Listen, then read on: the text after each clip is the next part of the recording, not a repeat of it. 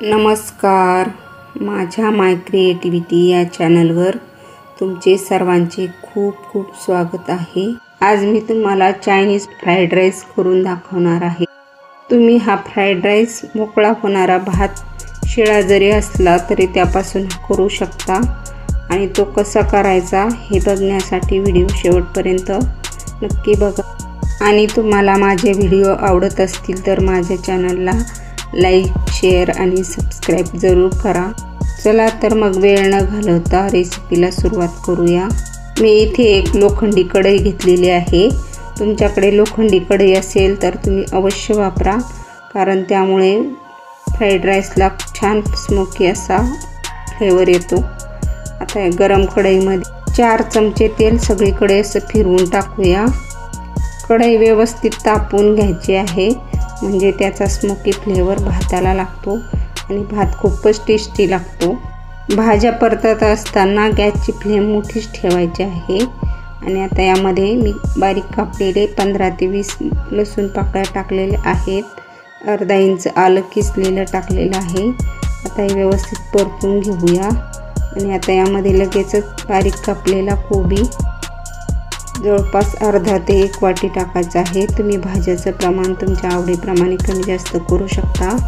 आणि कांदा सुद्धा मी यामध्ये 1 घातलेला आहे।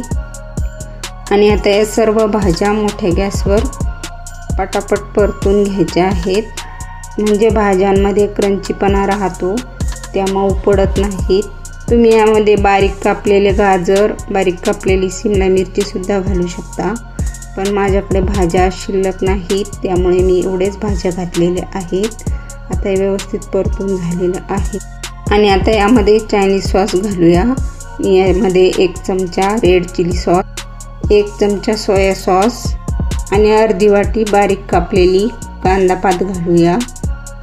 आणि मी फ्राईड राईससाठी भात उकडवून घेतलेला आहे। 90% भात उकडवून घेतलेला आहे।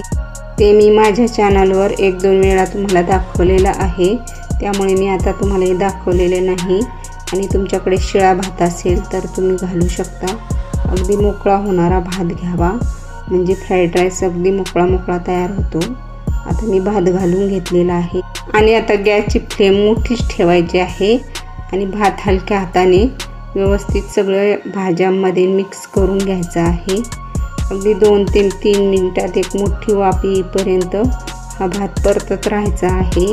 भात शिजवताना मी त्यामध्ये मीठ घातलेलं आहे, त्यामुळे मी आता मीठ घालणार नाही। तुम्ही भातात मीठ घातलं नसेल तर वरून मीठ घालू शकता। आणि आता मी परत एकदा वरून थोडीशी कांद्याची पात टाकलेली आहे। आणि आता व्यवस्थित मिक्स करून घेऊया। आणि सॉससुद्धा मी इथे कमी प्रमाणात वापरलेले आहेत। तुम्हाला जास्त सॉस आवडत असेल तर तुम्ही जास्त सॉस घालूनही हा भात करू शकता। आणि बघू शकता अशा पद्धतीने खालून वर हलक्या हाताने असा परतत राहायचा आहे। 2-3 मिनिट परतायचा आहे। चांगली मोठी वाफ येऊ द्यायची आहे। आता 3-4 मिनिटानंतर भाताला छान वाफ आलेली आहे। आता आपण तो ताटामध्ये काढून घेऊया। आणि बघू शकता अगदी मोकळा असा चायनीज फ्राईड राईस तयार झालेला आहे। आणि करायला सुद्धा खूपच सोपं आहे।